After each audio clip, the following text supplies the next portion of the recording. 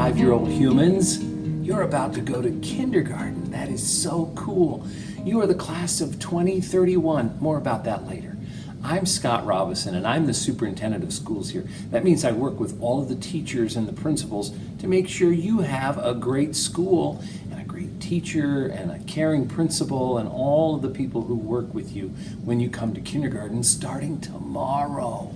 Tomorrow is the first day of kindergarten, and that is so exciting. I'm hoping your parents will send me a picture of you on your first day of kindergarten. I like to collect those because we like to print them and put them around and show you when you are this age, a perfect age to be starting school in a great community like ours. So I want to read a bedtime story to you for the night before you start kindergarten. And I know your parents have read to you before and you know about nighttime stories. So this one is called The Night Before Kindergarten. And it was written by the author, that's called the author when they write it, Natasha Wing. And it was illustrated, that's the person who paints or draws the pictures. Her name is Julie Durrell. And so let's get into it. It's about a family the night before kindergarten, just like yours. Here we go. 'Twas the night before kindergarten, and as they prepared, kids were excited and a little bit scared. They tossed and they turned about in their beds while visions of school supplies danced in their heads.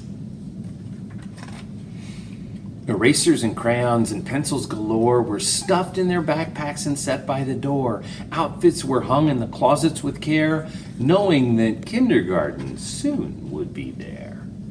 In the morning it came, school starts today. Would the teacher be nice? Would they still get to play? Faces were washed and teeth were brushed white. Kids posed for pictures with eyes sparkling bright. Parents packed snacks and kids hopped in cars as if they were boarding a spaceship to Mars. Some kids brought blankets or their favorite stuffed bear in hopes they could nap like they did in daycare. Their parents exclaimed, "You're big kids, wow! Let us hold your bears and your blankies for now." The parents were worried their children would cry if they left them at school with just a goodbye. So they told their darlings, "If you want, we can stay and make sure that everything will be a-okay." The teacher then greeted each one with a smile and invited the students to stay for a while. The room was all filled with toys, books, and maps, but where were the beds for the mid-morning naps? They colored and painted. They played Simon Says, they tumbled and skipped, and they stood on their heads. They sang silly songs from beginning to end. Within just a minute, each kid had a friend. The children were happy. They loved Miss Sunrise. It was she who was in for a giant surprise. When what to her wondering eyes should appear but sad moms and dads who were holding back tears.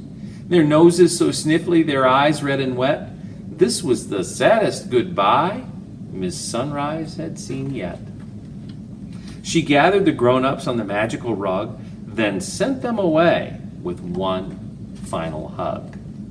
The children all waved from the door of the school. "Don't cry, Mom and Dad. Kindergarten is cool." And I think you'll find that kindergarten is really cool in the Zionsville Community Schools. Welcome. We're glad you're here.